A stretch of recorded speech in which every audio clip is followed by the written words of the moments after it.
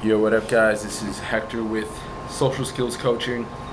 I have a video in mind for today, mostly due because some clients that I'm talking to right now are finding difficulty overcoming ideas of shyness, of introversion, of low self-esteem, these kinds of ideas of self defeat, and ultimately limiting beliefs. That's what I refer to. Limiting beliefs that inhibit your ability to socially interact with people. And, it causes a lot of stress, causes a lot of, failure when it comes to the goals that you set out for yourself.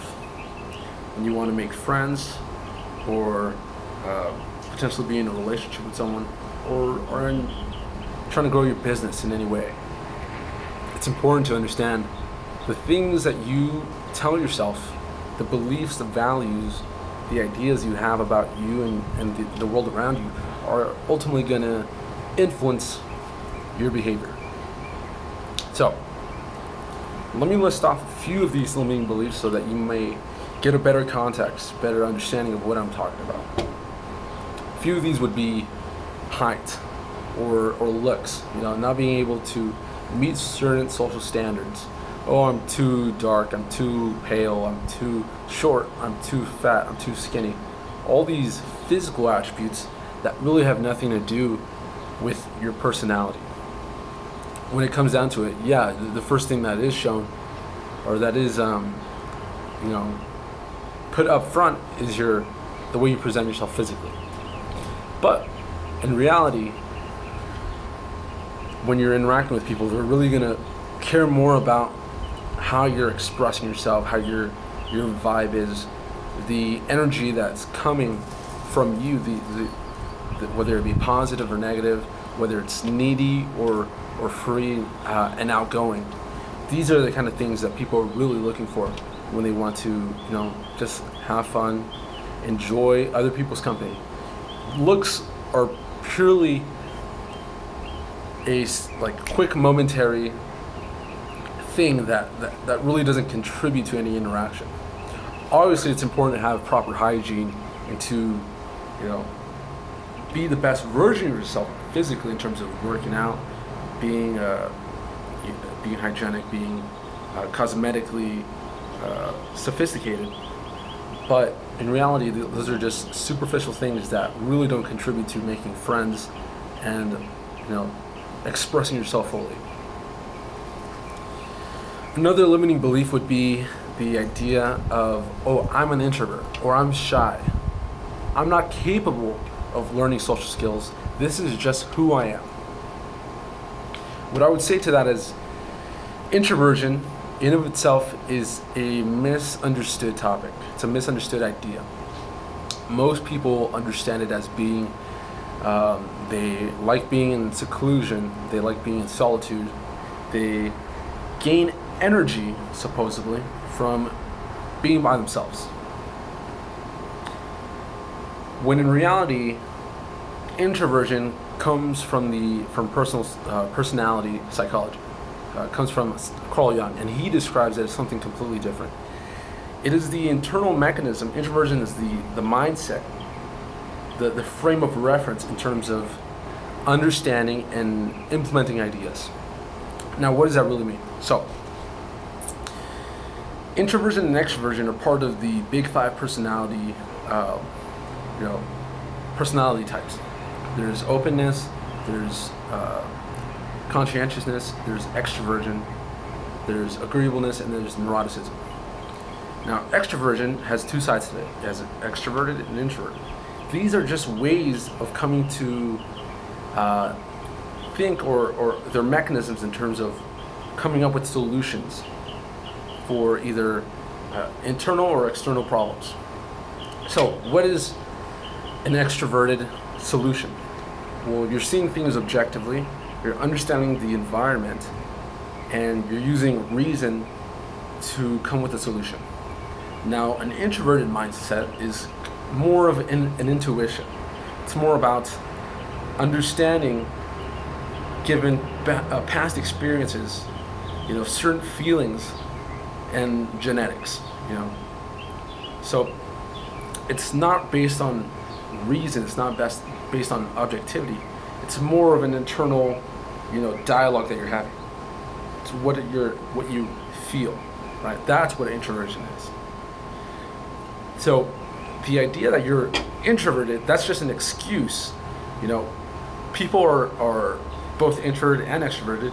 They might be, given statistical standards, you may sway more on one side than the other, but it's just a methodology in terms of achieving a goal. What you're talking about is shyness. What you're talking about is not being able to fully express yourself due to a misunderstanding of who you are, what people around you are like, and the context around it. What I would say is this draining feeling that most introverts get is due to a buildup of an ego or a persona. Usually an ego or persona is inauthentic. It's not you know, genuine. It takes a lot of energy to actually, you know, sustain it. Let's think of it as a motor vehicle, or like solar panels. If you're authentic, if you're your true self, it's like getting direct energy from the sun and that empowering you, right? Social interaction should empower you because you're being true to yourself. But if you're, you know, if your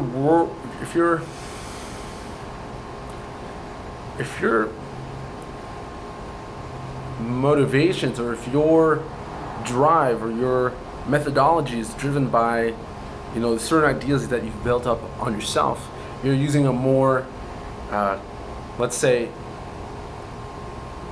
non-eco-friendly way of going about it, like a combustion car. You know, you're going to build up a lot of CO2, which is going to get you to a certain place, but eventually you're going to suffocate yourself.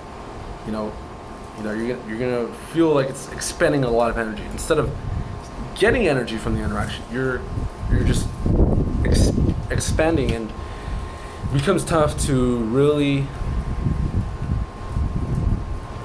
continue interactions because you're going to be trying so hard. You're going to be trying for rapport. You're going to be needy. You're going to want things to work instead of just going with the flow. So that's another limiting belief. I think the last limiting belief that I'm going to mention right now is the limiting belief that, you know, there is no hope. That there is no hope, there is no chance for you to actually succeed. Now, this was something that I've encountered in my personal life, and many of my clients have encountered, that they just feel like they're not good enough. And this comes from, you know, having low self-esteem, having no purpose, no drive, and, you know, coming up with this mental scenario where they're just not good enough. What is that stemming from? Let's try to solve that solution right now.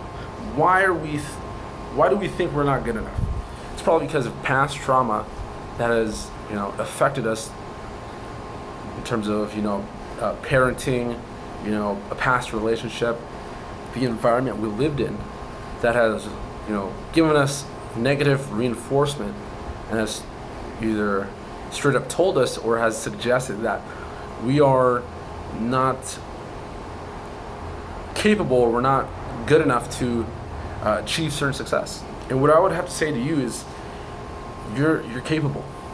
You have as much of a right, you have as much of an opportunity to have success in this area of your life.